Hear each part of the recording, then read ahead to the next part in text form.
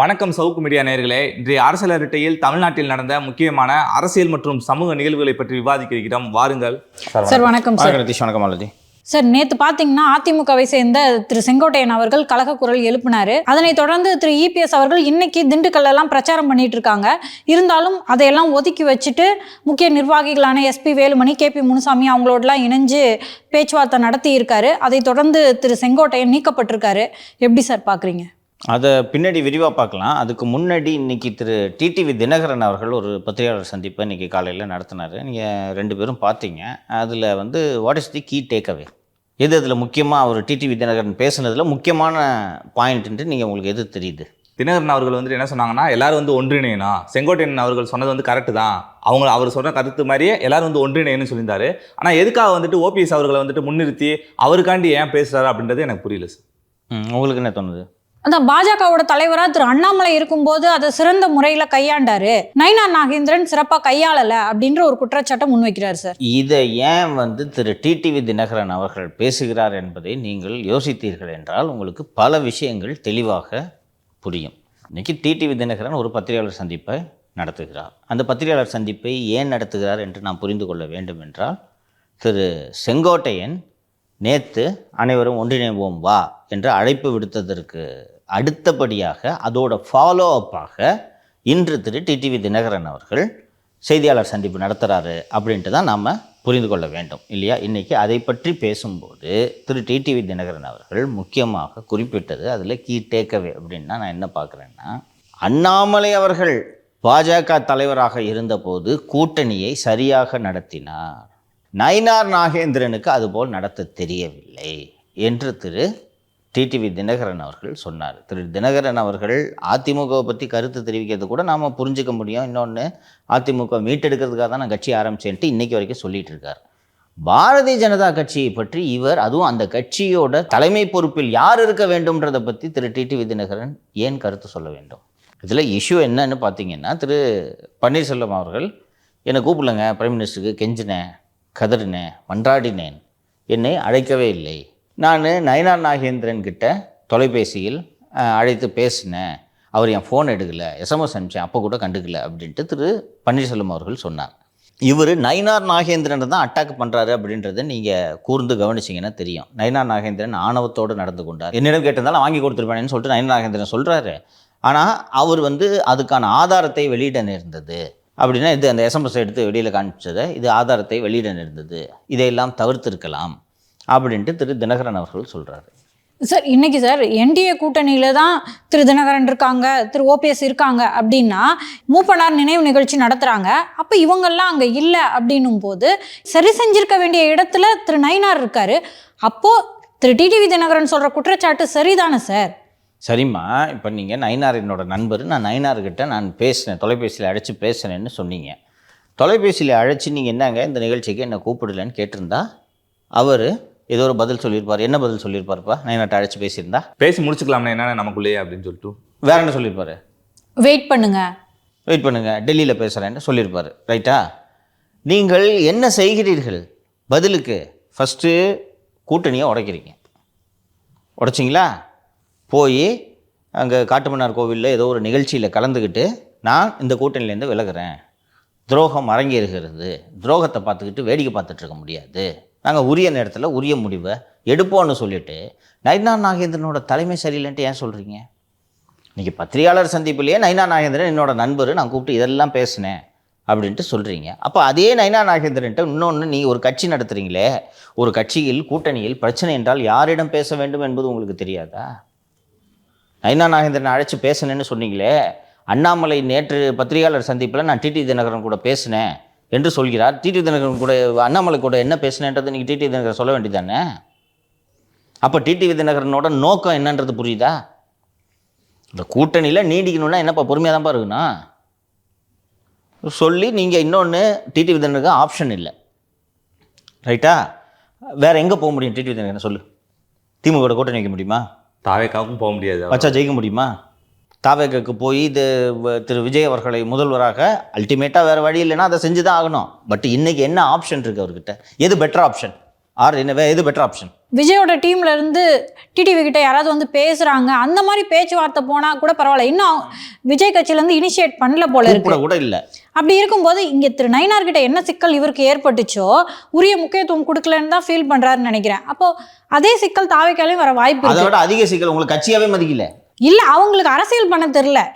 அதான் அப்படித்தான் புரிஞ்சுக்கணும். உங்களுக்கு கட்சியாவே மதிக்கல, அரசியல் பண்ண தெரியல, இல்ல கட்சியாவே மதிக்கல, அரசியலே தெரியலன்னா இன்னும் மோசம். இப்போ அவங்க கூட கூட்டணி வச்சு நீங்க என்ன பண்ணுவீங்க? அப்போ உங்களுக்கு இன்னைக்கு ஆப்ஷன் இல்லை. அப்போ இந்த ஆப்ஷனில் தான் நீங்கள் நீடிக்கணும் போது நீங்கள் என்ன செய்யணும்? பொறுமையாக இருக்கணும். எதுக்காக இப்போ அவசரமாக இன்னைக்கு கூட்டணி உடச்சு நீங்கள் என்ன பண்ண போகிறீங்க? சரி, இப்போ உங்களுக்கு நல்ல செல்வாக்கு இருக்குது, தனியாக போட்டிடுறேன், தனியாக போட்டிடுவீங்களா? இது வரைக்கும் 4 தேர்தல்களுக்கு மேல் சந்தித்திருக்கிறார்கள். ஒவ்வொரு முறையும் கடுமையான பொருளாதார செலவு. அந்த பொருளாதார செலவை செய்தவர்கள் தான் இன்று அங்கிருந்து விலகி அதிமுக கிட்ட இனிமேல் செலவு பண்ண முடியாதுன்றதுக்காக தான் அங்கே போகிறாங்க. அப்போ உங்களுக்கு வேற ஆப்ஷன் இல்லை. இப்போது இவ்வளவு அவசரமாக இப்போது கூட்டணியை உடைத்து கொண்டு வெளியே வருவதற்கான தேவை என்ன இருக்கிறது? சரி, அப்படியே தேவை இருக்குது, ஏதோ ஒரு தேவை இருக்குது, உங்கள் கட்சி தொண்டர்களோட நலனுக்காக நீங்கள் இந்த கூட்டணியெல்லாம் உடச்சிக்கிட்டு வந்துட்டீங்க என்று சொல்லலாம். இந்த பாருங்கள், உரிய மரியாதை கொடுக்கலங்க, நாங்கள் பிஜேபியிலேருந்து யாரும் அழைச்சி பேசுவாங்கன்னு பார்த்தோம், யாரும் பேசலை, அதனால் நாங்கள் இறுதி நேரத்தில் எங்கள் முடிவு அறிவிப்போம்னு முடிஞ்சு போச்சு. அண்ணாமலை தலைவராக இருந்த வரைக்கும் கூட்டணியை நல்லா நடத்தினார். நயினார் நாகேந்திரனுக்கு கூட்டணியை நடத்த தெரியலன்னா தொண்டர்களின் நலனா, தேர்தல் பற்றிய கவலையா, அல்லது உங்கள் தனிப்பட்ட காழ்ப்பா? இது ஏன் அண்ணாமலை உங்களை இப்படி பேச சொல்லி நீங்கள் ஏன் பேசியிருக்கக்கூடாது? இந்த ஃபோனில் பேசுனதெல்லாம் அப்போ இதே வேற என்ன? நான் தான் அன்றைக்கே சொன்னேன்ல, சும்மா இருந்த ஆளை அண்ணே உங்களை நான் கூப்பிடணுன்ட்டு நான் வலியுறுத்துறேன், எடப்பாடி பழனிசாமி கோச்சுப்பாருன்ட்டு நயினார் நாகேந்திரன் என்கிட்ட சொன்னாருன்னு இவங்களை தூண்டி விடுறதே அண்ணாமலை தான்ட்டு சொன்னேனா இல்லையா? சரி சார், இப்படியான செய்தி தான் டிடிவிக்கு போயிருக்கு. அப்போ திரு டிடிவி என்ன பண்ணணும்னு நீங்க நினைக்கிறீங்க? மூப்பனார் நினைவு நிகழ்ச்சியில சுதீஷ் எல்லாம் இருக்காரு, அவங்களும் தான் என்டிஏ கூட்டணியில இல்லைன்னு சொல்லியிருக்காங்க. அப்படி இருக்கும்போது திரு டிடிவி தினகரன் என்ன மாதிரியான அரசியல் பண்ணணும்னு நீங்க எதிர்பார்க்குறீங்க? ஏமா வெயிட் பண்ணீங்கன்னா பீகார் தேர்தல் முடிந்த பிறகு உங்களுக்கு என்று உரிய இன்னொன்று, ஏற்கனவே நீங்க என்டிஏ கூட்டணியில் இடம் பெறுவதில் எனக்கு சிக்கல் இல்லை என்று எடப்பாடி பழனிசாமி தெரிவித்து விட்டார். இப்போ என்ன கெட்டு போச்சு உங்களுக்கு? பன்னீர்செல்வத்தை கட்சியில் சேர்த்துக்க மாட்டேன்னு சொல்லிட்டாரு. டிடிவி தினகரனா நீங்கள் உங்கள் கூட்டணியில் தேசிய ஜனநாயக கூட்டணியில் இருப்பீங்களா சேர்த்துப்பீங்களா, உங்களுக்கு தான் அட்மிஷன் இருக்காங்க கேட்டுக்கோங்க, அதெல்லாம் ஒன்றும் பிரச்சனை இல்லை, நாங்கள் பேசி முடிவு பண்ணுவோன்றதை உங்களுக்கு இண்டிகேட் பண்ணிட்டார். வேறு என்ன வேணும் உங்களுக்கு? இன்னும் என்ன எதிர்பார்க்குறீங்க? இல்லை இப்போ தேர்தல் தொகுதி பங்கீடுலாம் பேசி முடிச்சுட்டாங்களா, அவங்கள விட்டுட்டாங்களா? இல்லை, இவ்வளோ அவசரம் பண்ண வேண்டிய தேவை என்ன இருக்குது? நான் ஏற்கனவே அண்ணாமலை பற்றி நேற்றைய நிகழ்ச்சியில் பேசும்போது நான் விரிவாக சொல்லியிருந்தேன். ஸோ டிடிவி தினகரன் சார் அவரை பற்றி மட்டும் பேசிக்கல, திரு ஓபிஎஸ் பற்றியும் பேசுகிறாரு. முதலமைச்சரை போய் அவர் சும்மா ஒன்றும் சந்திக்கல, இந்த மாதிரி நலம் தான் விசாரிச்சுட்டு வந்தாருன்னு சொல்கிறாங்க. அவருக்காக எதுக்கு சார் டிடிவி பேசுகிறாரு? நான் அதை சொல்கிறேன். ஸோ இன்றைக்கி இந்த பத்திரிகையாளர் சந்திப்பில் திரு டிடிவி தினகரன் அவர்கள் பேசியதோட சம் அண்ட் சப்ஸ்டன்ஸ் பார்த்தீங்கன்னா, கூட்டணியில் குழப்பம் இருக்கிறது என்றால் அந்த குழப்பத்தை பேசி கூட்டணியை வலுவாக்கும் வேலையை டிடிவி தினகரன் செய்ய வேண்டும். ஆனால் இன்னைக்கு பேசிய விஷயங்கள் எல்லாம் சம்பந்தமில்லாத விஷயங்கள், கூட்டணியில் மேலும் குழப்பத்தை ஏற்படுத்தும் விஷயங்களை தான் டிடிவி முன்னெடுத்தார்ன்றதை நம்ம பார்க்கணும். ரைட்டுங்களா?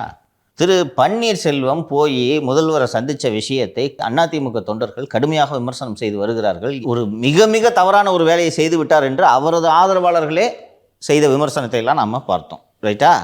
திருமதி சசிகலா ஓபிஎஸ் விமர்சனம் பண்ணதுக்கு காரணமே அதுதான். முக ஸ்டாலினை பார்த்தாரு, சிரிச்சாரு அப்படிங்கிறது தான். ஸோ அப்படி இருக்கும்போது இவர் ஏன் முதல்வரை போய் ஓபிஎஸ் சந்திச்சதை நியாயப்படுத்தணும்? அதுவும் என்ன சொல்கிறேன்னா, தியோசோபிக்கல் சொசைட்டியில் வாக்கிங்கு போகிறாங்க, காலையில் போனாங்க, சந்திச்சுக்கிட்டாங்க. அவர் சிஎம் சாயங்காலம் வாங்கன்னு கூப்பிடுறாரு, அதனால் வீட்டுக்கு போனார். இதை நீங்கள் பெருசுப்படுத்தக்கூடாதுன்னா அது மட்டுமா நடந்தது?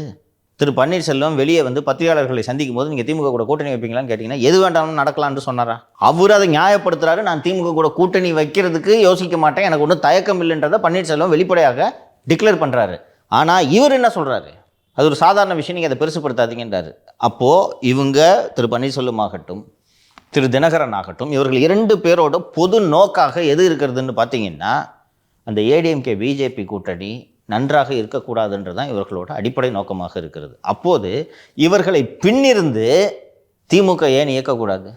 அண்ணாமலையை முழுக்க இயக்கிறது திமுக தான், திமுகவுக்காகத்தான் திரு அண்ணாமலை அவர்கள் வேலை செய்து கொண்டிருக்கிறார் அப்படின்றத நான் தெளிவாக சொல்லியிருந்தேன்.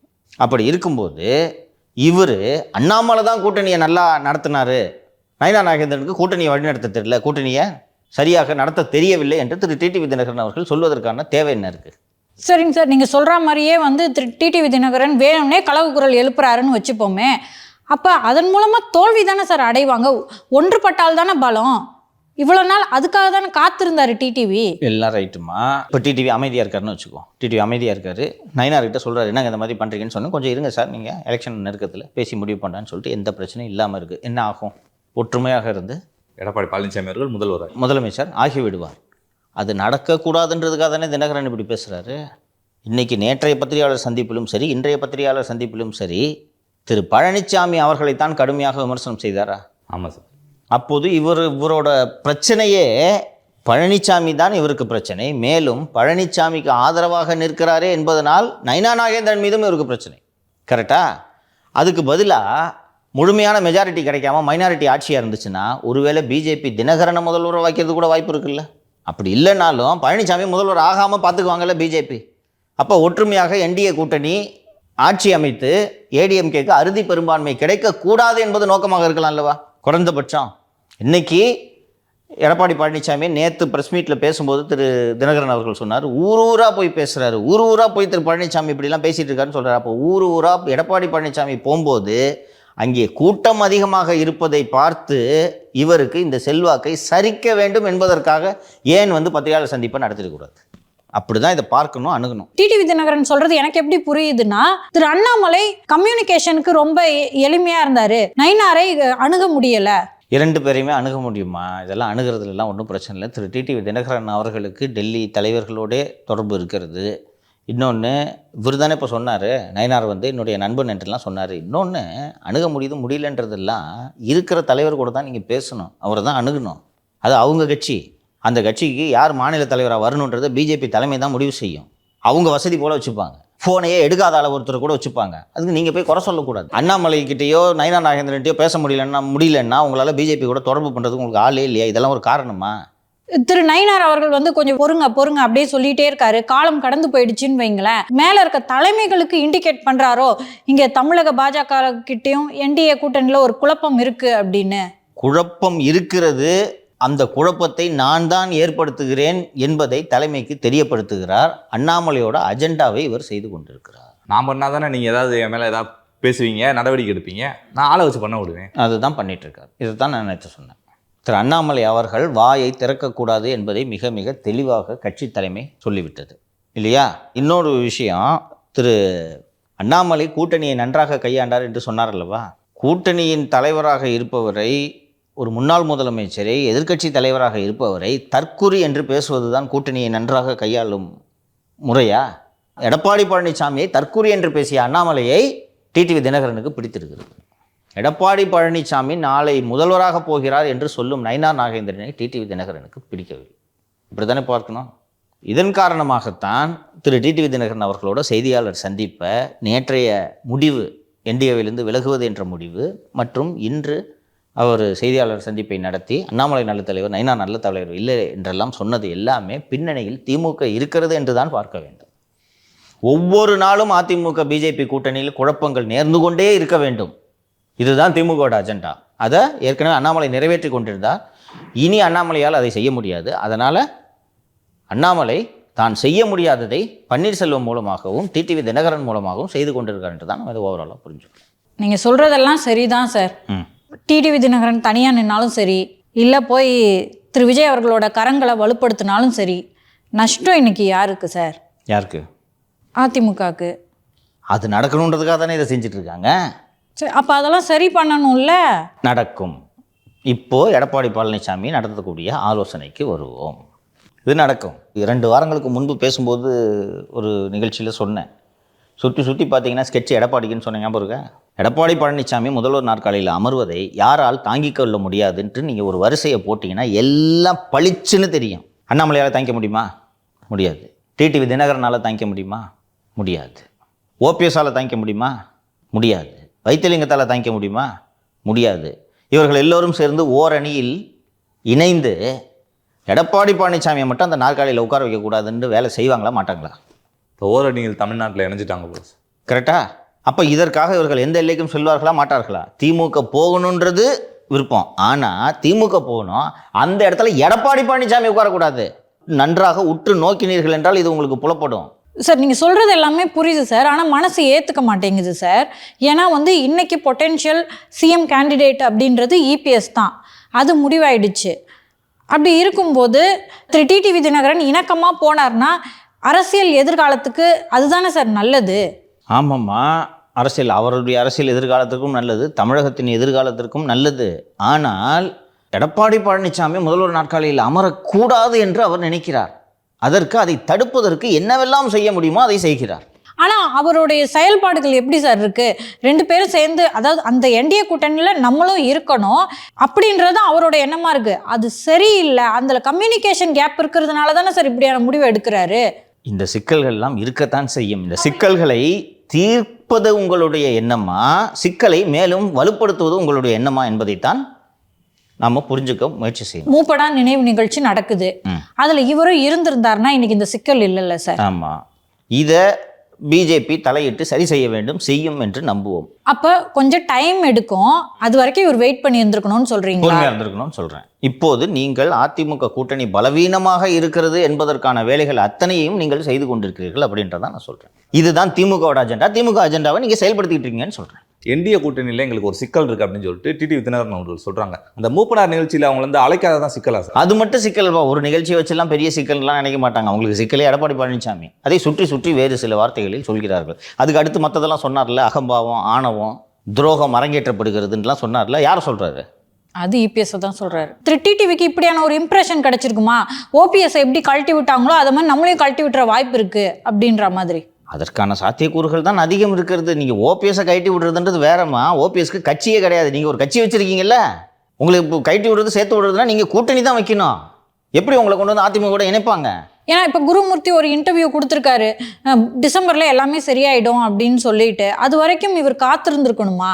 அது வரைக்கும் காத்திருந்தானா நமக்கு சுத்தமாக நம்மளுடைய செல்வாக்கு என்னன்றதே யாரும் தெரிஞ்சுக்காமல் மதிக்காமல் போயிடுவாங்க. அப்படின்றதுனால நமக்கு செல்வாக்கு இருக்குது அப்படின்றத காட்டுவோன்றதுக்காக தான் நான் விலகிறேன்னு சொல்லியிருக்காரு. இப்போ தானே கூப்பிட்டு பேசுவாங்க, அதுக்காக பண்ணுறாரு. இது எல்லாமே அரௌண்ட் நவம்பர் அண்ட் டிசம்பர் சரியாயிடும். இப்போது திரு எடப்பாடி பழனிசாமி காலையில் நடத்திய ஆலோசனை கூட்டம், அதை ஒட்டி எடுக்கப்பட்ட முடிவு, இது ரெண்டையும் நம்ம இப்போ பேசுறது சரியாக இருக்கும்னு நினைக்கிறேன். செங்கோட்டையனை கட்சி பதவியிலிருந்து நீக்கி எடப்பாடி பழனிசாமி அறிவிப்பு வெளியிட்டிருக்கிறார். இன்றைக்கி காலையில் திண்டுக்கல்லில் வச்சு நத்தம் விஸ்வநாதன், எஸ்பி வேலுமணி, கேபி முனுசாமி உள்ளிட்ட தலைவர்கள் எல்லாம் சந்தித்து காலை முதல் இன்று ஆலோசனை நடந்து கொண்டிருந்தது. நேற்று தேனி மாவட்டத்தில் திரு பழனிசாமி அவர்கள் நடத்துவதாக இருந்த அந்த விவசாயிகளுடனான சந்திப்பு கூட்டம் எல்லாம் ரத்து செய்யப்பட்டு திரு செங்கோட்டையன் அவர்களுடைய அந்த செய்தியாளர் சந்திப்பு குறித்து விவாதம் நடந்திருக்கிறது. இன்று காலை திண்டுக்கல்லில் மூத்த தலைவர்களோடெல்லாம் இன்றைக்கு ஆலோசனை செய்திருக்கிறார். அந்த ஆலோசனையின் முடிவில் திரு செங்கோட்டையன் அவர்களை அமைப்பு செயலாளர் பதவி, அமைப்பு செயலாளர் அதிமுகவோட மாநில அமைப்பு செயலாளர், அவர் மூத்தவர் என்ற முறையில் அவருக்கு அந்த அமைப்பு செயலாளர் பதவி கொடுக்கப்பட்டிருந்தது. அந்த அமைப்பு செயலாளர் பதவி மற்றும் ஈரோடு மாவட்ட செயலாளர் பதவி ஆகிய 2 பதவிகளிலிருந்தும் செங்கோட்டையனை நீக்கி அறிவிப்பு எடப்பாடி பழனிசாமி கையெழுத்திட்ட அறிவிப்பு வந்திருக்கிறது. இந்த அறிவிப்பு சரியா எப்படி பார்க்குறீங்க? நேற்று செங்கோட்டையனோட ப்ரெஸ் மீட்டை டீட்டெயிலாக டிஸ்கஸ் பண்ணோம். எப்படி பார்க்குறீங்க சார்? இதை மாதிரி ஒருத்தரும் கலக குரல் எழுப்புனா போயிட்டு பொதுச் செயலாளரே அவங்கள கிட்ட பேசிகிட்டு இருந்தால் கலக குரல்கள் அதிகமாகும் அப்படின்றத நம்ம பேசி இருந்தோம். அதே மாதிரி சார், எழுற கலக குரல்களை எல்லாத்தையுமே யாரெல்லாம் கலக குரல் எழுப்புறாங்களோ அவங்கள எல்லாரையுமே கட் பண்ணிக்கிட்டே இருந்தால் பலமும் குறைய தானே சார் செய்யும்? நீங்கள் சொல்கிறது ரெண்டுமே சரி. ஸோ இதுக்கு நடுவில் ஒரு பேலன்ஸ்டான முடிவுகளை எடுப்பது தான் வெற்றிக்கு வழிவகுக்கும் அப்படின்றத திரு எடப்பாடி பழனிசாமியும் உணர்ந்திருப்பார், மற்றவர்களும் உணர்ந்திருப்பார்கள். ஸோ இது தன்னிச்சையாக நானா என் இஷ்டத்துக்கு எடுத்த முடிவு என்று இருக்கக்கூடாது என்பதற்காகத்தான் கட்சியின் மூத்த நிர்வாகிகளை, தலைவர்களை கலந்தாலோசனை செய்யும் வேலையை இவர் செய்து கொண்டிருக்கிறார். அப்போ இன்னைக்கு இதை சரி பண்ணணும் அப்படின்றதுக்காக இந்த நிர்வாகிகளோட பேசலை, திரு செங்கோட்டையனை நீக்குவோமா அப்படின்னு கேட்கறதுக்கு தான் பேசி. இரண்டையும் சேர்த்து விவாதிக்கப்பட்டிருக்குமா கூட்டத்தில்? வந்துட்டு இந்த மாதிரி இவர் பேசியிருக்கிறாரு, என்ன பண்ணலாம், அவரை கூப்பிட்டு அட்ரஸ் பண்ணலாமா? ஏன்னா திரு செங்கோட்டையன் அவர்கள் கெடு விதித்திருக்கிறார் என்பதை நம்ம மறந்துவிடக்கூடாது. நீங்கள் வந்து எல்லோரும் ஒன்றா சேரணும்னு சொல்லிட்டு போயிருந்தானே, சரி சேர்றோம் போப்பா அப்படின்ட்டு போயிருப்பாங்க. 10 நாள் டைம் கொடுத்து 10 நாள் கெடு. 10 நாட்களுக்குள் நீங்கள் இதை செய்யவில்லை என்றால் 10 நாட்களுக்கு பிறகு நாங்கள் அந்த வேலையை செய்வோம், அனைவரும் ஒன்றி இருக்கும் வேலையை செய்வோம் என்று, அதுதானே செங்கோட்டையன் சொன்னதுக்கு மீனிங்கே. அப்போ இந்த மாதிரி ஒரு கட்சி தலைமைக்கு கெடு விதிப்பது என்பது ஒரு ஒழுங்கீனமான நடவடிக்கை. இதற்கு கட்சியின் அடிப்படை உறுப்பினர் பதவியிலிருந்து நீக்க வேண்டும். அதற்கு பதிலாக கட்சி பதவியை பறித்து இது போன்ற எண்ணத்தில் இந்த 10 நாட்கள் கெடு விதிக்கலாம் என்ற எண்ணத்தில் இருக்கக்கூடிய மற்ற தலைவர்களுக்கு ஒரு செய்தி சொல்லப்பட்டிருக்கிறது என்பதைத்தான் நாம் இதிலிருந்து புரிந்து கொள்ள வேண்டும். சரியா இல்லை அவசரப்பட்டு எடுத்த முடிவா என்பதையெல்லாம் காலம்தான் தீர்மானிக்கும். ஒரு கன்சல்டேஷன் ப்ராசஸ் போயிருக்கு, சீனியர்ஸ் எல்லாம் கூப்பிட்டு அழைச்சி தான் இதை டிஸ்கஸ் பண்ணியிருக்காங்க. அந்த அடிப்படையில் தான் இந்த முடிவு எடுக்கப்படும் என்பது புரிந்து கொள்ள வேண்டும். சார், நம்ம முன்னாடியே பேசியிருந்தோம் ஒவ்வொரு ஓட்டு ரொம்ப ரொம்ப முக்கியம் அப்படின்னு சொல்லிட்டு. ஓபிஎஸ் அவர்களை கூட அதுக்காண்டி சேர்த்துக்கலாம் அப்படின்றது கூட நம்ம ஒரு சொல்லியிருந்தோம். அப்படி இருக்கப்ப செங்கோட்டையன் அவர்களை நீக்கிறது கட்சி விட்டு நீக்கல. அது என்ன சார் அந்த கன்ஃபியூஷன்? அமைப்பு செயலாளர் மற்றும் மாவட்ட செயலாளர் பதவியிலேருந்து நீக்கியிருக்காங்க. கட்சியில் இருக்காரு, கட்சி பதவி பறிக்கப்பட்டுள்ளது. இன்றைக்கே அவர் செங்கோட்டையன் ஒரு கட்சியில் ஒரு சாதாரண அடிப்படை உறுப்பினர். இருந்தாலும் அவருக்கான ஒரு அதிருப்தி இருக்கும்ல. நம்ம சொன்னோம் நம்மளவே நீக்கிட்டாங்கன்னா அப்புறம் எப்படி சார்? அவர் எதிராக தானே சார் வேலை செய்வார். அப்போ நீ 10 நாள் பொதுச் செயலாளருக்கு கெடு விதிப்ப வேடிக்கை பார்த்துட்டு இருக்க முடியுமா? என்ன நடவடிக்கை எடுக்கிறது? இப்போ கட்சியில் ஒரு மூத்த தலைவர் கட்சியின் பொதுச் செயலாளராக இருப்பவருக்கு எச்சரிக்கை விடுக்கிறார், கெடு விதிக்கிறார். அதை பார்த்துக்கிட்டு பொதுச் செயலாளர் அமைதியாக இருந்தால், இப்போ நீங்கள் சொல்கிறது மாதிரி ஒவ்வொரு ஓட்டும் முக்கியம்தான், செங்கோட்டையனோட ஓட்டும் முக்கியம்தான், அவர் கட்சி விட்டு நீக்கல. கலகக்குரல் எழுப்புறவங்க எல்லாருமே ஒன்றிணையணும்னு தானே சார் சொல்கிறாங்க. ஒன்றிணைன்னு தாம்மா சொல்கிறாங்க. ஆனால் இது ஒரு பார்ட்டியில் இது இன்டிசிப்ளினாக இல்லையா கெடு விதிக்கிறது? இபிஎஸோட அத்தாரிட்டியை சேலஞ்ச் பண்ணுது. இப்போ கட்சி லீடரோட அத்தாரிட்டி சேலஞ்ச் பண்ணப்பட்டா சரி, நீங்கள் இதை விட்டீங்க என்னாகும்? அடுத்து இன்னொருத்தர் இல்லை, இது 10 நாளைக்கு அப்புறம் அவர் என்ன பண்ணுறாரு ஏது அது இருக்கட்டும்மா. 10 நாளைக்குள்ளே இன்னும் 2 பேர் கிளம்புனா சொல்லுங்கள். ஸோ இது நல்ல செக்காங்க சார். கட்சியில் தான் இருக்காரு, பதவி டைம் வில் டிசைட். இப்போவும் நான் ஒரு ஓட்டு கூட வீணாகக்கூடாது அப்படின்றதுல நான் உறுதியாக இருக்கிறேன். ஆனால் இது மாதிரி ஒரு ரெபல்லியன் கட்சியில் எழுதுன்னா அதுக்கு ஏதாவது ஒரு முடிவு கட்டணும். ஒன்று செங்கோட்டையனை கூப்பிட்டு பேசி உட்காரியா, உங்களுக்கு என்ன பிரச்சனை, சேர்க்கணும், எல்லாத்தையும் சேர்க்குறேங்க இரியா, அப்படியாவது செய்யணும். அப்படி செஞ்சால் நீங்கள் ஒரு பலவீனமான தலைமை. கரெக்டா? ஒரு 10 நாள் கெடு விதிச்ச உடனே கூப்பிட்டு பேசி அந்த அளவுக்கு போஸ்டிங்லாம் கொடுக்குறாங்கப்பா. நம்மளும் சொல்லி பார்ப்போம். செங்கோட்டையன் கோபியில் பெரிய ஆளுன்னா நான் மதுரையில் பெரிய ஆள், நான் திருநெல்வேலியில் பெரிய ஆள் அப்படின்னு ஆரம்பித்தா, ஸோ அந்த அடிப்படையில் தான் இந்த முடிவு எடுக்கப்பட்டிருக்கும் என்று நான் புரிந்து கொள்கிறேன். இது சரியாக தவறான்றதை காலம்தான் முடிவு செய்ய முடியும். ஆனால் இப்போதும் நான் மீண்டும் வலியுறுத்துகிறேன், ஒவ்வொரு ஓட்டும் முக்கியம். ஸோ அவங்கெல்லாம் மூத்த தலைவர்கள். நம்ம வெளியில் உட்காந்துட்டு பேசுகிறத விட அந்த கட்சியில் இருக்கக்கூடிய மூத்த தலைவர்களுக்கு அவங்க கட்சி நடத்துறதுக்கு தெரியாதா? அதனால தான் ஒரு கன்சல்டேஷன் ப்ராசஸ் நடந்திருக்கு. காலையிலேருந்து ஒரு 3-4 மணி நேரம் விவாதம் நடைபெற்ற பிறகு இறுதியில் இந்த முடிவு எடுக்கப்பட்டிருக்கிறது. இந்த விஷயத்துலையுமே கூட ஒரு நல்ல முடிவு எடுத்திருக்காரு எடப்பாடி பழனிசாமி அவர்கள் தான் நினைக்கிறேன். ஏன்னா அவர் வந்துட்டு உறுப்பினர் பதவியிலேருந்து நீக்கல. அதாவது அவர் கொடுத்த அதிமுகவில் கொடுத்த அந்த பதவியிலேருந்து மட்டும் தான் நீக்கியிருக்காரே தவிர உறுப்பினர் பதவியிலேருந்து நீக்கல. அதுக்கு என்ன மீனிங்னா, உனக்கு இனிமேல் கட்சியில் பதவி கிடையாது, இருக்கிறதா இருந்தால் இரு, போகிறதுனா போ, இதுதான் மீனிங். ஊடகங்கள் எதிர்பார்த்த திக் நிமிடங்கள் முடிந்து விட்டது, இனி நோ திக் என்று முடித்து வைத்து விட்டார். அடுத்த கட்டமாக செங்கோட்டையன் என்ன செய்ய போகிறார் என்பதை பொறுத்து தான் தமிழகத்தில் அந்த நீங்கள் சொன்னீங்கல்ல, நீங்கள் இந்த அடுத்தடுத்து இவங்கெல்லாம் பண்ணுவாங்க அப்படின்னு சொல்லிட்டு நீங்கள் சொன்னீங்கல்ல, செங்கோட்டையன் இப்போ அவருக்கு செங்கோட்டையன்ட்டு இண்டிகேட் பண்ணிட்டாங்க. இங்கே பாரு, நீ விதிக்கிற கெடுவெல்லாம் ஏற்றுக்கிட்டுலாம் இருக்க முடியாது, கவன உறுப்பினராக பேசாமல் ஒழுங்காக இருந்தேன்னா கொஞ்ச நாள் கழித்து ஏதாவது பதவி தர்றோம், அப்படி இல்லைன்னா எதுவும் கிடையாது, அப்படி உறுப்பினராக இருந்துக்க, இந்த வாட்டி கோபியில் கூட உனக்கு சீட்டு கிடையாதுன்றதான் மீனிங் இதுக்கு. கரெக்டாக? இது அவர் யோசிச்சிருந்துருப்பார்ல சார், ஏன்னா அவர் சிட்டிங் எம்எல்ஏ தான். ரைட்டு. தலைமை வீக்காக இருக்குது, அப்படி செய்ய மாட்டாங்கன்னு நினச்சிருந்தா ஒவ்வொரு ஓட்டும் முக்கியம்னு அவர் நினைப்பாரோ அப்படின்னு நினச்சிருந்தா பண்ணுனே, நான் பார்த்துக்கிறேன், நமக்கு தான் யூசி இங்கேருந்து தைரியம் கொடுத்து கொண்டு இருக்கிறாரே செய்தால். இப்போ ஓவராலாக பார்த்தீங்கன்னா இதுக்கு எல்லாத்துக்கும் இந்த கழக குரல்களுக்கெல்லாம் பின்னால் திமுக இருக்கிறது என்பதை நீங்கள் புரிந்து கொண்டால் அதை நேரடியாக எதிர்ப்பது தானே சரியாக இருக்கும். ஸோ அந்த அடிப்படையில் தான் இந்த முடிவு எடுக்கப்பட்டிருக்குது என்று புரிந்து கொள்ள வேண்டும்.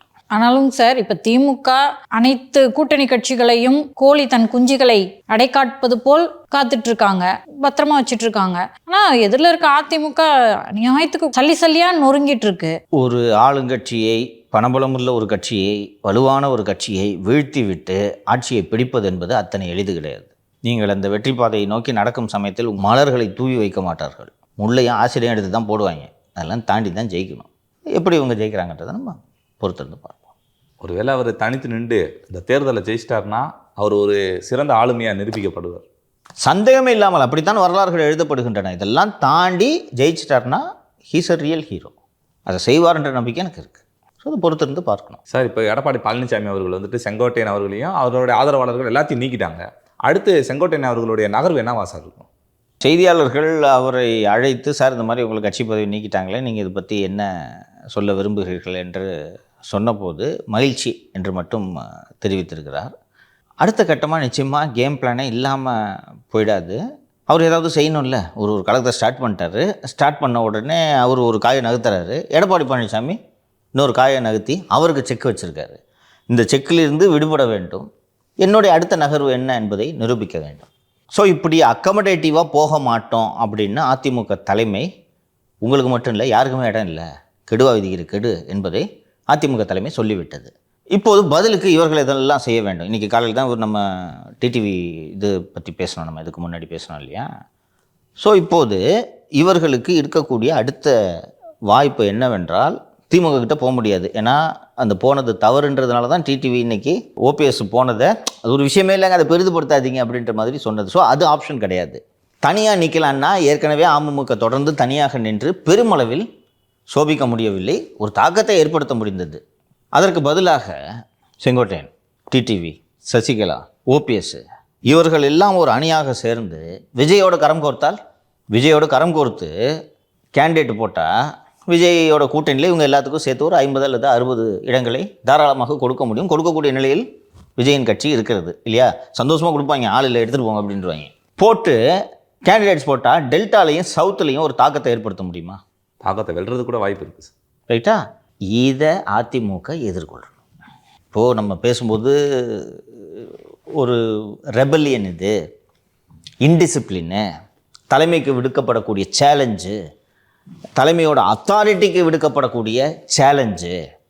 ஸோ ஒவ்வொருத்தரும் சேலஞ்ச் பண்ண ஆரம்பிச்சிட்டான்னா என்ன, எப்படி இதை அலோவ் பண்ணிகிட்டு இருக்க முடியும், அப்புறம் கட்சியை எப்படி நடத்த முடியும் அப்படின்றதுனால தான் ஆலோசித்து ஒரு டிஸ்கஷன் நடந்து இந்த முடிவை எடுத்துருக்குறாங்க அப்படின்னு சொல்லிட்டு சொன்னேன். அதோட ஃப்ளிப் சைடு என்னன்னு கேட்டால், இப்போ இவங்கெல்லாம் ஒன்று கூடுவாங்க.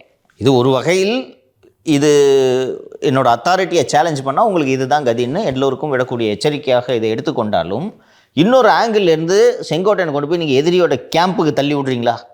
ஒரு மகிழ்ச்சின்னு சொன்னதன் மூலமாக சந்தோஷம் பாஸ், நான் கிளம்புறேன் பாஸ் என்று சொல்லுவார். ஒரு 4 அல்லது 5 தொகுதிகளில் செங்கோட்டையனால் டேமேஜ் பண்ண முடியுமா? இதை நீங்கள் எப்படி ஹேண்டில் பண்ண போகிறீங்கன்றதான் பார்க்கணும். இந்த கான்ஃப்ரண்டேஷனால் பலனடைய போகிறது யாருன்னு பார்த்தீங்கன்னா, யார்? திமுகவா? திமுக இல்லை, அவங்க ரிஸ்க் எடுக்கிறாங்களோன்னு கூட எனக்கு தோணுது சார். யார்? திமுக தான். டிடிவியாக இருக்கட்டும், ஓபிஎஸ்ஸாக இருக்கட்டும், சசிகலாவாக இருக்கட்டும், எல்லாரும் தனித்தனியாக இருந்தாலும் எல்லாரும் சேரும்போது ஒரு மிகப்பெரிய அளவில் வெற்றி பெறதுக்கான வாய்ப்புகள் இருக்குது. அவர்கள் வெற்றி பெறுகிறார்களோ இல்லையோ, அதிமுகவோட வெற்றியை தடுக்க முடியும்ல, ஆட்சி அமைக்கிறத தடுக்க முடியும்ல. திருப்பி இதே மாதிரி 70 சீட்டு வாங்கினீங்கன்னா என்னமா பிரயோஜனம்? பெரிய ரிஸ்க் அது. திரு இபிஎஸ் அவர்கள் திண்டுக்கல்லில் தான் சுற்றுப்பயணம் மேற்கொண்டுட்டு இருக்காரு. அங்கே வந்து பார்த்தீங்கன்னா கருப்பு கொடியெல்லாம் காட்டுறாங்க, ஒன்றிணையணும் தான் கருப்பு கொடி காட்டுறாங்க. கருப்பு கொடியெல்லாம் அந்த மக்கள் தன்னெழுச்சியாக வந்து காட்டிய கருப்பு கொடி என்றெல்லாம் அவசரப்பட்டு நாம் புரிந்து கொள்ளக்கூடாது. சன் டிவி குணசேகரன் இது போன்ற செய்திகளுக்காகவே காத்திருப்பார். அது என்னவென்றால், அங்கே அந்த 2 இடங்களில் கருப்பு கொடி காட்டப்பட்டது. ஓபிஎஸோடு இருக்கக்கூடிய திரு அழகர் ராஜா என்பவரும் அனுமந்தம்பட்டியை சேர்ந்த திரு சூரியபிரகாஷ் என்பவரும் சேர்ந்து தான் ஆளுக்கு, அதுவும் கருப்பு கொடி காட்டினவங்களுக்கு ஆளுக்கு வெறும் 200 ரூபா கொடுத்துருக்காங்கப்பா. அப்போ திமுக தான் கொடுத்துருக்கு. யாருன்னு சொல்கிறேன், ரவி, ஓபிஎஸ் மவன் ரவி அவர்கள் ஏற்பாடு செய்து கொடுத்திருக்கிறார்கள். அதே போல் போடியைச் சேர்ந்த ஓபிஎஸோடு இருக்கக்கூடிய குருமணி என்பவரும், சங்கராபுரத்தை சேர்ந்த விமலேஸ்வரன் என்பவர்களும் இன்னொரு இடத்துல 2 இடத்துல காமிச்சாங்களா கருப்பு கொடி, அதை காமிச்சிருக்காங்க. இது முன்னாடியே வந்து இந்த இடத்துல நாங்கள் கருப்பு கொடி காட்ட போகிறோம் என்று செய்தியாளர்களுக்கெல்லாம் தகவல் தெரிவிக்கப்பட்டு விடுது. செய்தியாளர்கள் லைவ் பேக் போட்டு லைவ் ஆன் பண்ணியே ரெடியாக காத்திருந்துருக்காங்க. ஏன்னா மொத்தமே 4 பேர் தான். 2 நிமிஷம் தாமதம் ஆச்சுன்னா தூக்கி மலக அந்த பக்கம் தள்ளி விட்டுருப்பாங்க. கரெக்டாக லைவ் ஆன் பண்ணி வெயிட் பண்ணிட்டு இருந்திருக்காங்க. அதனால தான் விஷுவல்ஸ் பார்த்தீங்கன்னா கரெக்டாக நல்ல விஷுவல்ஸ் கிடைக்கும். இப்படியே வருவாங்க, இதை தூக்கிக்கிட்டு பார்த்துருக்கீங்களா? ஆங்கிளும் கரெக்டாக இருக்கும். திடீர்னு எடுத்தால் தான் அவன் மொபைலில் எடுத்திருப்பான், ஒரு ப்ராப்பர் ஃபுட்டேஜ் கிடைக்காது. இது பார்த்தீங்கன்னா அவங்க அப்படியே வர்றதெல்லாம் ஸ்லோ மோஷனில் வேறு குணா ரிப்பீட்டாக போட்டு காமிச்சிக்கிட்டு இருந்தார், எடப்பாடிக்கு எதிர்ப்பு என்று. ஸோ இதெல்லாம் இவங்க ஏற்பாடு பண்ணியிருக்காங்க. திமுக ஹேண்டும் இருக்கும், ரவி வேறு திமுக வேறா, 2 ஒன்று தானே. ஸோ இதெல்லாம் பண்ணியிருக்காங்க. இது மாதிரி தொடர் தொல்லைகளை கொடுப்பாங்கம்மா. நீங்கள் என்ன சொன்னாலும் சார், அந்த ஒரு குறிப்பிட்ட சமூகம் புறக்கணிக்கப்படுதோ அப்படின்ற ஒரு பார்வை இருக்க தானே சார் செய்யுது. இருக்குமா? அந்த சமூகத்தை சேர்ந்தவர்கள் அப்படித்தான் உணர்கிறார்கள். பார்வை மட்டும் இல்லை, உணர்றாங்க. டிடிவி தினகரன் ஒரு ஒரு மிகச்சிறப்பான முதலமைச்சராக வருவார் என்பதற்காகவா அமமுகவுக்கு மக்கள் வாக்களிக்கிறார்கள்? சொல்லுங்கள். 30க்கும் மேற்பட்ட தொகுதிகளில் அதிமுகவோட வெற்றி வாய்ப்பை பாதித்த அம்மா மக்கள் முன்னேற்ற கழகத்திற்கு வாக்களித்தவர்கள் டிடிவி தினகரன் முதலமைச்சராக வர வேண்டும் என்பதற்காக என்று நினைத்த வாக்களித்தார்கள். சொல்லுங்கள். பலாப்பழத்துக்கு இவ்வளோ பேர் போட்டாங்களே ராமநாதபுரத்தில், இவர் மிகச்சிறந்த பாராளுமன்ற உறுப்பினராக இருப்பார் அப்படின்றத போட்டாங்களே. எல்லாம் ஜாதிகாரன் அப்படி. இப்படி பார்க்கணும். 91 முதல் 2016 வரை அந்த முக்குளத்தோர் சமூகம் அதிமுகவில் அவ்வளவு செல்வாக்காக இருந்தது. உண்டா இல்லையா? ஆமா. தேவர் கட்சின்னு சொல்கிற அளவுக்கு வந்துருச்சு அது. கரெக்டுங்களா? அப்படி இருந்த சமூகம் 4 ஆண்டுகளாக புறக்கணிக்கப்பட்டதாக உணர்வார்களா மாட்டார்களா? 25 வருஷமாக நீங்கள் டாமினேட் பண்ணிட்டு இருந்தீங்க ஒரு கட்சியை. உங்களுக்கு தான் செல்வாக்கு, உங்கள் சமூகத்தை சார்ந்த அதிகாரிகள் தான் நல்ல பதவிகளுக்கு வருவார்கள், அந்த சமூகத்தை சார்ந்தவர்கள் தான் கட்சியிலும் பதவிக்கு வருவார்கள், அந்த கட்சியை அந்த சமூகத்தை சேர்ந்தவர் தான் நடத்துகிறார். பெயருக்கு ஒருவர் பொதுச் செயலாளராக இருந்தார். கரெக்டா? இல்லை, அவங்களும் அதை அனுமதிச்சாங்க. அவங்க அனுமதிக்காமல் எப்படி நடந்துச்சு? இல்லை, அவங்க ஒரு பொம்மை கிடையாது. பொம்மை கிடையாது. அப்படி இருக்கையில் 2017 முதல் இன்று வரை கிட்டத்தட்ட கவுண்டர்களின் கட்சியாக மாறிவிட்டது. அது இது வேண்டுமென்றே இதை கவுண்டர்களின் கட்சியாக மாற்ற வேண்டும் என்று யாரும் திட்டமிட்டு செய்யவில்லை. தேர்ந்தெடுக்கிறாங்க தங்கமணி, வேலுமணி என்ற அந்த கட்சியில் இருக்கக்கூடிய முக்கியமான தளபதிகள் அந்த சமூகத்தை சேர்ந்தவர்களாக இயல்பாக அமைந்து விட்டது. அண்டு அந்த முக்குளத்தோர் அதிகம் வசிக்கக்கூடிய பகுதிகளில் கூட அதிமுக தோல்வி அடைகிறது என்றாலும் இந்த கவுண்டர்கள் அதிகம் வசிக்கக்கூடிய கொங்கு பகுதியில் மீண்டும் மீண்டும் இது ஜெயித்து கொண்டிருப்பது இதை வலுப்படுத்துகிறது. இது இதனால் அது நடந்துச்சு, அதனால் இது நடந்துச்சுன்னு நீங்கள் இது பிரிச்சே பார்க்க முடியாது. இயல்பாக நடக்குது. அந்த பகுதியில் வலுவாக இருக்காங்க. அப்போ இயல்பாக தோக்கிற மாவட்ட செயலாளருக்கு செல்வாக்கா, ஜெயிக்கிற மாவட்ட செயலாளருக்கு செல்வாக்கா ஒரு கட்சியில் ஜெயிக்கிறது. அங்கே திருப்பி ஜெயிச்சுட்டு இருக்காங்க. அது எங்கள் கோட்டன்றாங்க, யோ வரவே முடியாதே உள்ளன்றாங்க. அப்போ இந்த சமூகம் எப்படி பார்க்கும்? திரு தினகரன் ஆகட்டும், திரு பன்னீர்செல்வம் ஆகட்டும், திருமதி சசிகலாவாகட்டும், தனிப்பட்ட முறையில் இவர்களை மாபெரும் தலைவர்கள் என்றெல்லாம் பார்க்கவில்லை. எங்கள் சமூகத்தோட பிரதிநிதி, அவங்கள புறக்கணித்ததன் மூலமாக என் சமூகத்தை நீ புறக்கணிக்கிற என்று தான் அந்த மக்கள் பார்ப்பார்கள். இதுதான் பிரச்சனையே. என்னதான் இருந்தாலும் நீங்கள் வேலுமணி தங்கமணி தானே கூட வச்சுக்கிட்டு இருக்கீங்க. இன்னொன்று சொல்கிறீங்க சார், திமுக தான் எல்லாரையும் உடச்சிக்கிட்டே இருக்குது அப்படின்னு சொல்லிட்டு. நீங்கள் சொல்கிறது சரிதான். ஆனாலும் இப்போ திமுகவோட கை தான் ஓங்கி இருக்கு. லெவல் பிளேயிங் ஃபீல்டு வந்து ஈக்குவலாக இல்லை. இன்னைக்கே திமுகவோட வெற்றி உறுதி அப்படின்னு கண்ணுக்கு தெரியும். இன்னைக்கு அப்படிதாம்மா இருக்கும், அப்படிதான் இருக்கு.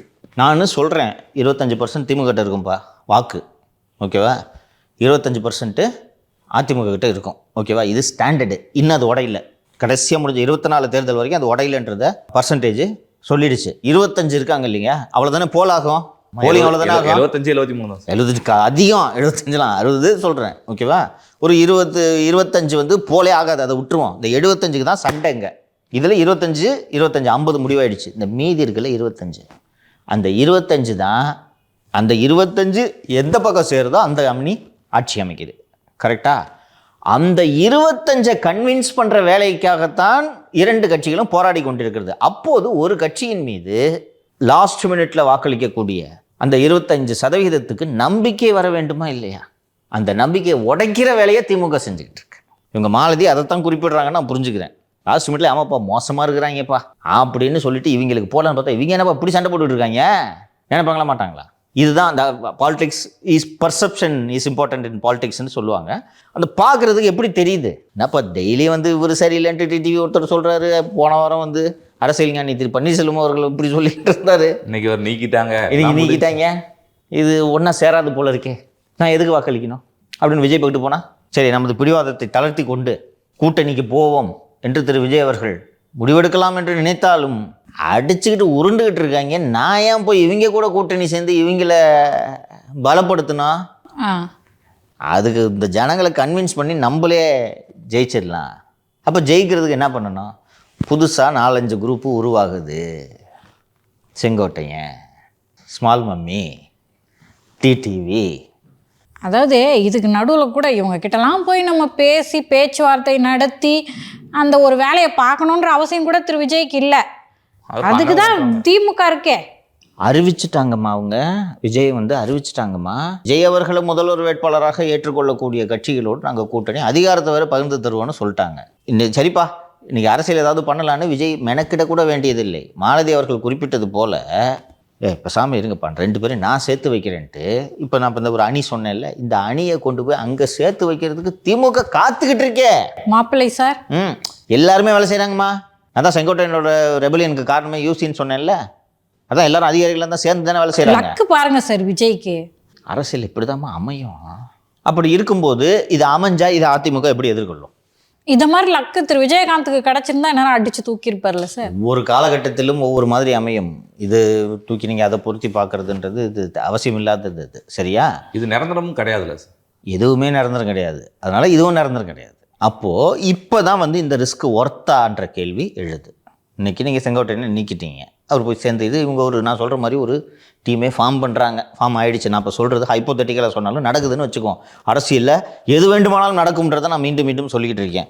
டிடிவி, செங்கோட்டையன், ஓபிஎஸ், திருமதி சசிகலா ஆகியோர் இவங்கெல்லாம் சேர்ந்து ஒரு பிளாக் மாதிரி ஃபார்ம் ஆகி விஜய் கூட பேச்சுவார்த்தை இவங்க இப்போ இந்த உரிமை மீட்பு குழுன்ற மாதிரி வேறு ஏதாவது ஒரு குழுன்னு ஒரு பேர் வச்சுக்கிட்டு அந்த குழுவின் சார்பாக விஜய்க்கும் புதுசு தானே அவங்க வந்து விஜய் கூட ஒரு அணி சேர்ந்து தென் தமிழகத்தில் கவனம் செலுத்துகிறாங்க. நார்த்தில் அவங்க கான்சன்ட்ரேட்டே பண்ணல. தென் தமிழகத்தில் கவனம் செலுத்துகிறாங்கன்னா விஜயோட வாக்கு சதவீதமும் இவர்கள் உடைக்கக்கூடிய சாதி வாக்கும் சேர்ந்தால் ஜெயிக்கிறதுக்கே பாசிபிலிட்டி இருக்கா இல்லையா? ஸோ அப்போது அந்த ரிஸ்க்கை எடுக்கிற நிலைமையில் அதிமுக இருக்கா? அவங்களும் இதெல்லாம் சிந்திப்பாங்க. என்ன தைரியத்துல இது மாதிரி தொடர்ந்து நடக்க அனுமதிக்கிறாங்கன்னு நம்மளுக்கு புரியல. பெரிய ரிஸ்க், ரைட்டா? நீங்கள் இப்போ ஒரு நிதிஷ் சொன்னார் இது நிரந்தரம் அல்ல அப்படின்னு சொன்னியப்ப, நிரந்தரம் அல்ல. பிஜேபி இதை அனுமதிக்க.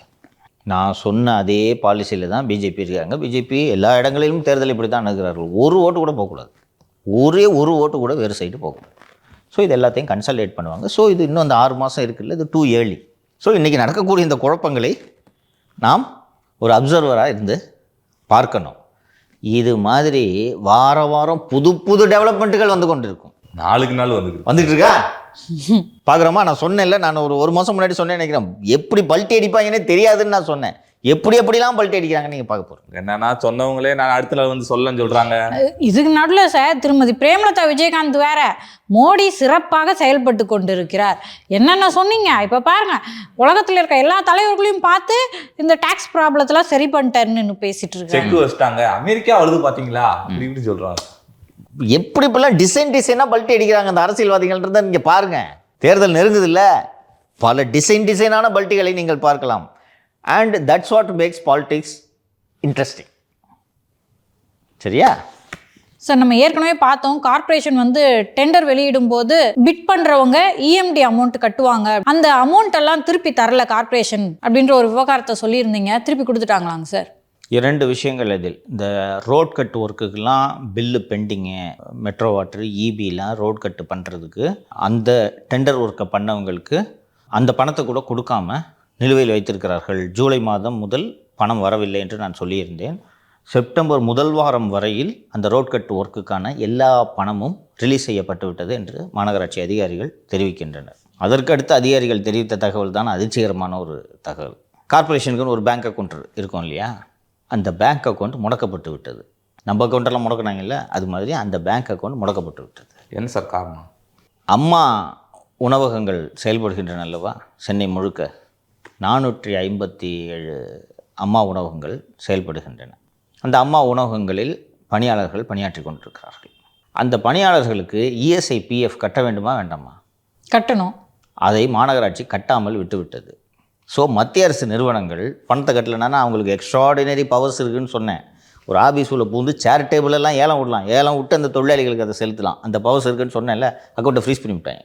அக்கௌண்ட்டை ஃப்ரீஸ் பண்ண உடனே மாநகராட்சி சென்னை உயர்நீதிமன்றத்தை அணுகுகிறது. இந்த பாருங்கள், அநியாயமாக எங்கள் அக்கௌண்ட்டை ஃப்ரீஸ் பண்ணிட்டாங்க, கொஞ்சம் திறந்து கொடுங்க அந்த அக்கௌண்ட்டை என்று சொன்னதும் அவங்க சொல்கிற இந்த டிமாண்ட் என்னென்னா, இவர்கள் தற்காலிக பணியாளர்கள், இவர்களுக்கு நாங்கள் ஏஎஸ்ஐபிஎஃப் பிடித்தம் செய்ய வேண்டியதில்லை என்று நீதிமன்றத்தில் ஒரு வாதத்தை எடுத்து வைக்கும்போது அந்த ஏசிபிஎஃப் அந்த மத்திய அரசு நிறுவனம் என்ன சொல்கிறது என்றால், தமிழகம் முழுக்க இருக்கக்கூடிய அத்தனை அம்மா உணவகங்களிலும் பணியாற்றும் பணியாளர்களுக்கு ஏசிபிஎஃப் கட்டுகிறார்கள், இவர்களை மட்டும் எப்படி நீங்கள் தற்காலிக பணியாளர்கள் என்று சொல்லி பணம் கட்டாமல் ஏமாற்றுகிறார்கள் என்று சொன்னதும் சென்னை உயர்நீதிமன்றம், நீங்கள் உங்களோட கோரிக்கை நியாயமாக கூட இருக்கலாம், ஆனால் கட்ட வேண்டிய 120 கோடி ரூபாய் முதல்ல கட்டுங்க, அதுக்கப்புறம் மற்றதெல்லாம் பேசிக்கிடுவோம் என்று சொல்லியிருக்கிறார்கள். அதனால் இப்போது மாநகராட்சியோட அக்கௌண்ட்டு ஃப்ரீஸ் ஆகி அப்படியே வேலைகள் எல்லாம் அந்த அக்கௌண்ட்டை ஃப்ரீஸ் பண்ணோன்னே இஎம்டி எப்படி ரிலீஸ் பண்ணுவீங்க, அதனால் அப்படியே நிலுவையில் இருக்கிறது. ஸோ பல ஒப்பந்ததாரர்கள் இஎம்டி பணம் கூட திரும்பி வராமல் வெடித்து கொண்டிருக்கிறார்கள். இவர்களுக்கு இந்த ஏசிபிஎஃப் வலையிலிருந்து எப்படி வெளியே வருவது என்பது மாநகராட்சிக்கும் தெரியவில்லை, முழித்து கொண்டு இருக்கிறார்கள். சென்னை மாநகராட்சியில் மட்டும் தான் இந்த சிக்கலாம். சென்னை மாநகராட்சியில் மட்டும் தான் சிக்கல், மற்ற இடத்துலாம் கரெக்டாக கட்டியிருக்காங்க. இவங்க கட்ட மாட்டாங்க. 120 கோடி நிலுவை. இதனால் என்ன செய்கிறார்கள் என்றால், சென்னையில் இருக்கக்கூடிய அம்மா உணவகத்தில் பணியாற்றக்கூடிய பணியாளர்களில் 10 பேர் ஒரு அம்மா உணவகத்தில் பணியாற்றிட்டு இருந்தாங்க. அது 5 குறைச்சிட்டாங்க. 5 குறைச்சிட்டு, என்னங்க வேலை போல் அதிகமாகிடுச்சுன்னு சொன்னால், நீ வேணால் இன்னொரு 5 பேரை வச்சுக்கிட்டு உன் சம்பளத்துலேருந்து பிரித்து அவங்களுக்கு கொடுத்துரு. உனக்கு ஒரு நாளைக்கு 350 ரூபா சம்பளம், அதில் பாதி வேணால் அவனுக்கு நீ கொடுத்துக்க. 5 பேருக்கு தான் சம்பளன்றதை சென்னை மாநகராட்சி உத்தரவிட்டு விட்டது. ரொம்ப கம்மி ஊழியர்களை வைத்து தான் அம்மா உணவகங்கள் செயல்பட்டு கொண்டிருக்குன்னா, அதாவது மூடுனா பெரிய பஞ்சாயத்து ஆகுன்றதுக்காக எவ்வளவு டவுன் சைஸ் பண்ண முடியுமோ பண்ணிகிட்டு இருக்காங்க. இப்போ ஒரு நாளைக்கு 2 பேர் 3 பேர் லீவ் போட்டாங்கன்னா என்ன சார் ஆகும்? ஒரு 2 நாள் லீவ் போட்டாலே முடிஞ்சு போச்சு. 10 பேர் வேலை செய்ய வேண்டிய இடத்துல 5 பேர் வேலை செஞ்சா அந்த அக்கௌண்ட்ல இருக்க பணத்தை தான் 120 கோடி கட்டணும். அதையே ஃப்ரீஸ் பண்ணிட்டு அவங்க எப்படி சார் கட்டுவாங்க? கட்டுறேன்னு சொன்னால் ரிலீஸ் பண்ணி தர்றான். அவங்க வெளியே போனாலும் கட்டி தானே ஆகணும். அவங்க முன்னாடி வேலை பார்த்துருக்காங்களா அந்த பணத்தை? கட்டி தான் ஆகணும். அது இப்போ நீதிமன்றம் ஒருவேளை கட்டவில்லை வேண்டாம் என்று முடிவு எடுக்கலாம்ல, அதுக்கு தான் வழக்கு போட்டிருக்காங்க. அதுக்கு நீதிமன்றம் என்ன சொல்லுது, நீ கட்டுப்பா, கட்ட வேணாலும் முடிவு எடுத்துச்சுன்னா திருப்பி தர சொல்கிறேன் நான், முதல்ல கட்டு. எல்லா கம்பெனிக்கு இருக்கிற ரூல் தானே உங்களுக்கு. இப்போ ஒரு கம்பெனி போய் சார் நான் கட்ட வேண்டியதில்லை அப்படின்னு சொன்னாங்கன்னா, கட்ட வேணாமா இல்லையான்றது பின்னாடி முடிவு பண்ணுறோம். முதல்ல இப்போ பணத்தை கட்டு, டிஓ கட்டுன்னு சொல்லுவாங்கல்ல, அதுதான் சென்னை மாநகராட்சிக்கும் என்று சொல்லிவிட்டேன். ஏன் சார் இப்போ திரும்ப திரும்ப இந்த கடைநிலை ஊழியர்கள் வயிற்றில் அடிக்கிறதே ஒரு வேலையாக பார்த்துட்டு இருக்கு அரசு? ஆர்கியூ பண்ணுறாங்க பாருமா, போய் இஎஸ்ஐபிஎஃப் கட்ட வேண்டியதில்லைன்னு. மத்திய அரசு அந்த காலத்திலிருந்து அந்த ரொம்ப முன்னாடியே வந்து யோசித்து கம்பெனியை சும்மா ஃப்ரீயாக விட்டு, ஏன்பா அவனுக்கு வந்து இந்த தொழிலாளிக்கு இந்த பிஎஃப் பலன்லாம் கிடைக்கிற மாதிரி ஒரு பணம் கட்டுப்பான்னு சொன்னால் கட்ட மாட்டான். ஸோ அதுக்காக தான் ஆக்ட் கொண்டு வராங்க. சட்டமாக போட்டால் தான் இவங்க செய்வாங்க. இல்லைன்னா கம்பெனி அட்டாச் பண்ணுவேன், அக்கௌண்ட்டை ஃப்ரீஸ் பண்ணுவேன், ஆஃபீஸில் இருக்க ஃபர்னிச்சரை சீஸ் பண்ணுவேன்னு சொன்னால் தான் பயந்துக்கிட்டு கட்டுவாங்கன்னு ஒன்று வச்சா, அரசே அதை பின்பற்றலைன்னா, அப்படிலாம் செஞ்சால் தான் அந்த கடைநிலை ஊழியர்களுக்கு பாதுகாப்பு. புரியுதா? இப்போ நம்மளும் கம்பெனி நடத்துகிறோம், கட்டாயம் இல்லைன்னு சொன்னால் கட்டுவோமா நம்ம? யார் கட்டுவா? அதுக்கு தான் அந்த பாதுகாப்பை ஏற்பாடு செய்கிறாங்க. இன்றைக்கி பாராளுமன்றத்தில் இருக்கக்கூடியவர்கள், கடைநிலையில் இருக்கக்கூடியவர்களுக்கு குறைந்தபட்ச உத்தரவாதம். அவர் 30 வருஷம் வேலை செஞ்சுட்டு போகும்போது அவனுக்கு பிஎஃப்னு ஒரு அமௌண்ட்லேருந்து ஒரு பணம் வரணும் அப்படின்றது தான் அந்த கான்செப்ட். அதை கட்டாமல் அரசே ஏமாத்தினா இவங்ககிட்ட போய் தூய்மை பணியாளர்களுக்கு நியாயம் கிடைக்கும்லாம் யோசிச்சிங்கன்னா கிடைக்குமா? தமிழ்நாட்டுக்கு வந்து பொறுப்பு டிஜிபியாக வந்து வெங்கட்ராமன் அவர்களை போட்டிருந்தாங்க. அதுக்கு எதிர்த்து வந்துட்டு சென்னை உயர்நீதிமன்றத்தில் பொதுநல மனு தாக்கல் பண்ணியிருக்காங்க சார். திரு வெங்கட்ராமன் அவர்களை நியமித்ததற்கு எதிராக சென்னை உயர்நீதிமன்றத்தில் ஆய்வாளராக பணியாற்றி ஓய்வு பெற்று இன்று வழக்கறிஞராக பணியாற்றி கொண்டிருக்கக்கூடிய திரு வரதராஜ் என்பவர் உயர்நீதிமன்றத்தில் ஒரு வழக்கு ஒன்றை தொடுத்திருக்கிறார். அந்த வழக்கில் வந்து அவர் என்ன சொல்கிறாருன்னா, இந்த பொறுப்பு டிஜிபியாக நியமனம் செய்யப்படுவதற்கு முன்பாக திரு வெங்கட்ராமன் அவர்கள் டிஜிபி அட்மினிஸ்ட்ரேஷன் நிர்வாக டிஜிபியாக இங்கே பணியாற்றி கொண்டிருந்தார். ஃபஸ்ட்டு வந்து இந்த டீட்டெயிலாம் சொல்லிடுறார். நம்ம ஏற்கனவே விவாதித்த உச்சநீதிமன்றத்தின் தீர்ப்பு, அந்த பிரகாஷ் சிங் வழக்கில் கொடுக்கப்பட்டிருந்த அந்த விதிமுறைகள், இது எல்லாத்தையும் சொல்லிவிட்டு இதை அவங்க ஃபாலோ பண்ணணும், ஃபாலோ பண்ணலைன்னு சொல்லிவிட்டு, திரு வெங்கட்ராமன் அவர்கள் நிர்வாக டிஜிபியாக இருந்ததன் மூலமாக அவர் தான் இந்த டிஜிபி நியமனம் தொடர்பான வேலைகளை எல்லாவற்றையும் செய்ய வேண்டும், அவரே தன்னை பொறுப்பு டிஜிபியாக போட்டுக்கொள்வதற்கான கோப்புகளையும் நகர்த்தி இருக்கிறார். அதனால் இதை நீங்கள் ரத்து செய்யணும், இந்த நியமனத்தை உடனடியாக திரு வெங்கட்ராமன் அவர்கள் டிஜிபியாக தொடராத வகையில் தடை உத்தரவு விதிக்க வேண்டும் என்று வழக்கு பதிவு செய்திருக்கிறார். இது வரும் திங்கட்கிழமை அன்று இந்த வழக்கு தலைமை நீதிபதி அமர்வு முன்பு விசாரணைக்கு வருகிறது, சென்னை உயர்நீதிமன்றத்தில். திரு என்டி டிஃபைன் வேற உச்சநீதிமன்றத்தில் மனு தாக்கல் பண்ணியிருக்காரு இது சம்பந்தமாகவே. ஏன் சார் இவ்வளோ வழக்குகள் வருது? ஒரு சட்டத்தை விதியை மீறி நீங்கள் ஒரு நியமனத்தை செய்கிறீர்கள். நம்ம 3 மாதமாக பேசிக்கிட்டு இருந்தோம், இந்த மாதிரி செய்யணும், 3 மாதத்துக்கு முன்பு இந்த பட்டியலை யூபிஎஸ்சிக்கு அனுப்ப வேண்டும் என்பதையெல்லாம் விரிவாக நம்ம பதிவு செய்திருந்தோம். இதற்கெல்லாம் பிறகும் இவர்கள் சட்டவிரோதமாக எங்களை யாரும் கேட்க முடியாது என்று இவர்கள் இஷ்டத்துக்கு செய்தார்கள் என்றால் உச்சநீதிமன்றத்திலும் உயர்நீதிமன்றத்திலும் வழக்குகள் வரத்தானே செய்யும். யாராவது ஒரு சேலஞ்ச் பண்ணுவாங்களே, இதை அதுதான் நடந்திருக்கிறது. சார், அந்த கடற்கரை ஓரங்களில் வந்துட்டு பட்டா இடங்கள் இருக்குங்க சார், அதாவது பட்டா போட்டு வச்சுருப்பாங்க. அந்த இடங்களில் வந்துட்டு அவங்க அனுமதியோட மணலை வந்து அள்ளுறாங்களாம் சார். அது வந்துட்டு ஒரு தீவிரமாக அந்த வேலையை பார்க்குறாங்களா, இந்த ஆட்சி முடியறதுக்குள்ளேயே எல்லாம் அடிச்சிடணும் எல்லாத்தையும் அப்படின்னு சொல்லிட்டு பிளான் போடுறாங்களா. இதுக்கு வந்து ஒரு முக்கியமாக வந்து ஒரு ஆடிட்டர் தான் வந்து இந்த வேலையை ஃபுல்லாக பண்ணுறாரா சார்? அது என்ன சார் செய்தி, கொஞ்சம் விவரமாக சொல்லுங்கள் சார். இந்த திராவிட முன்னேற்ற கழக ஆட்சி வந்ததிலிருந்து இவர்கள் செய்யும் வசூல் எல்லாவற்றையும் சேர்த்து வெளிநாடுகளுக்கு ஹவாலா மூலமாக அனுப்புவது, ஒற்றை எழுத்து நிறுவனத்தில் முதலீடு செய்வது உள்ளிட்ட எல்லா வேலைகளையும் செய்வது ஆடிட்டர் சண்முகராஜ் என்ற நபர். இவர் வந்து 2021 ஒரு பெயர் அடிபட்டு கொண்டிருக்கிறது. இந்த 2022, 2023 காலகட்டத்தில் வருமான வரித்துறை மற்றும் அமலாக்கத்துறை சோதனைகள் நடந்த போதெல்லாம் இந்த ஆடிட்டரோட வீட்டிலும் நடந்து கொண்டிருந்தது. இந்த சூழ்நிலையில் இந்த அமலாக்கத்துறை மணல் தொடர்பான சோதனைகளை எல்லாம் நடத்திய பிறகு முதல்வரே உத்தரவிட்டு இந்த மணல் அற்ற வேலையெல்லாம் கொஞ்சம் நிப்பாட்டி வைங்க என்று முதல்வர் சொல்லி அது கொஞ்சம் அடங்கி இருந்தது. முதல்வர் ஐரோப்பாவுக்கு சுற்றுப்பயணம் செல்லக்கூடிய இந்த நேரத்தை பயன்படுத்தி கொண்டு இந்த ஆடிட்டரு, இவர் ஒன்றும் எந்த அரசு பதவியிலையும் இல்லை, கட்சி பதவியிலையும் கிடையாது, இந்த ஆடிட்டரு தமிழகம் முழுக்க இருக்கக்கூடிய அதிகாரிகளை எல்லாம் அழைத்து நான் சொல்கிறேன் புதுக்கோட்டை குரூப்பை திருப்பி அள்ள சொல்லுங்கன்னு சொல்லிட்டு கரிகாலன், ராமச்சந்திரன், ரத்னம் ஆகிய 3 பேரை கொண்ட அந்த குழுவை தமிழகம் முழுக்க மணல் அள்ளும் வேலையில் நீங்கள் திரும்ப ஈடுபடுங்கள், இந்த ஆடிட்டர் உத்தரவு போட்டுட்ருக்காருன்றது தான் அந்த செய்தி. கள்ளவீடன் வந்துருந்துச்சோ வந்த உடனே நான் என்னன்றது செக் பண்ணால் ஆடிட்டர் தான் இந்த வேலைகளை செய்து கொண்டிருக்கிறார். முதல்வரை மீறி ஆடிட்டர் இந்த வேலையை செய்து கொண்டிருக்கிறார். இந்த நிதிஷ் படித்ததில் வந்திருக்கிறது போல் இந்த அல்ற மணலோட மொத்த வேலையில் 20% ஆடிட்டருக்கு மட்டும் கமிஷன். இது மாதிரிலாம் பண்ணி கெட்ட பேர் ஏற்படுத்தி போய் ஈடியில் போய் மாட்டி விட்டுட்டீங்களேன்றதுக்காக தான் சிஎம் ஏப்பா கொஞ்சம் நிப்பாட்டி வைங்கப்பா என்று முதல்வரே உத்தரவு போட்டிருந்தார். அதையும் மீறி இந்த மாதிரி செய்கிறாங்கன்னா எந்த அளவுக்கு பேராசை பிடித்து இவர்கள் ஆடுகிறார்கள் என்பது ஒரு புறம் இருந்தாலும் முதல்வரோட உத்தரவை மீறுறதுக்கு ஒரு ஆடிட்டர், பணம் ஹேண்டில் பண்ணுற ஆடிட்டருக்கு எவ்வளவு துணிச்சல் வந்திருக்கிறது என்பதை நாம் பார்க்க வேண்டும். இந்த ஆடிட்டர் பேர் போடல, அதில் சண்முகராஜ் தான் ஆடிட்டருடைய பெயர். எந்த அளவுக்கு கட்டுப்பாடு இல்லாமல் இந்த ஆட்சி நடந்து கொண்டிருக்கிறது என்பதை நாம் புரிந்து கொள்ளலாம். இதுக்கு எப்படி சார் அதிகாரிகள் ஒத்துழைக்கிறாங்க? திமுகவோட பணத்தை ஹேண்டில் பண்ணுறது இந்த சண்முகராஜ் தான்றது ஊருக்கே தெரியும்ல. ஸோ அப்போ இவர் சொன்னார்னா சிஎம் சொன்னார்ன்றது தான் நீங்கள் புரிஞ்சுக்கணும். இப்போ சிஎம்கிட்ட போய் வெரிஃபை கூட பண்ண முடியாது, அவர் ஐரோப்பாவில் இன்ப சுற்றுலாவில் இருக்கார். ஸோ தொடங்கி வச்சார் சிஎம் அங்கே இந்த டூர் போகிறதுக்கு ஒரு நாள்லேருந்து டூர் கிளம்புன உடனே இவர் சண்முகராஜா எல்லாருக்கும் ஃபோனை போட்டு சிஎம் சொல்லியிருக்காரு அப்படின்னோடனே 10 நாட்களாக கரிகாலன் குரூப்பு போயிட்டுருக்கு. என்ன சிக்கல்னா கரிகாலன் குரூப்பு பல பேர்கிட்ட நான் உனக்கு மணல் தரேன் என்று மணல் ஆர்டரையே பல பேருக்கு அட்வான்ஸ் வாங்கிட்டாங்க. இடி ரெய்டு நடந்த உடனே அவங்க அட்வான்ஸ் வாங்கினவங்களுக்கு மணல் கொடுக்க முடியல. அவங்களும் இப்போ மணல் அள்ள வேண்டிய நெருக்கடிக்கு தள்ளியிருக்காங்க. இப்போ ஒரு பெரிய லோடு மணலுக்கு காசு கொடுத்தவங்க சும்மா இருப்பானா? ஒன்றும் காசை கொடு இல்லைன்னா மணலை கொடு கேட்பாங்கல்ல. ஸோ அந்த கரிகாலன் குரூப்பு எப்படியாவது திரும்ப இதில் உள்ள நுழையணும் அப்படின்னு சொல்லிட்டு முயற்சி செய்து முதல்வரே வந்து செய்யக்கூடாதுன்னு உத்தரவு போட்டிருந்ததுனால அது பண்ணாமல் இருந்தாங்க. இப்போது மீண்டும் ஆடிட்டர் சண்முகராஜ் சொன்ன உடனே இவங்க எல்லாரும் வந்து சிஎம் தான் சொல்லியிருப்பாங்க போல இருக்கு நம்ம புரிந்து கொள்வார்கள். பேசியிருந்தோம்ல சார், இந்த மாதிரி ஆஃபீஸ் எல்லாம் போட்டு பூஜை போட்டு ஆரம்பிக்கிறாங்க, கண்டெய்னர் போட்டு ஹோல்டு பண்ணி வச்சிருந்தாங்க. நம்ம நிகழ்ச்சியில் பேசணும் கொஞ்சம் ஹோல்டு பண்ணி வச்சிருந்தாங்க, திருப்பி ஆரம்பிச்சிட்டாங்க. சரி சார், இன்று அரசியல் அட்டையில் பல நிகழ்வுகளை பேசினோம். தொடர்ந்து நாளைக்கு பேசுவோம் சார். நன்றி சார்.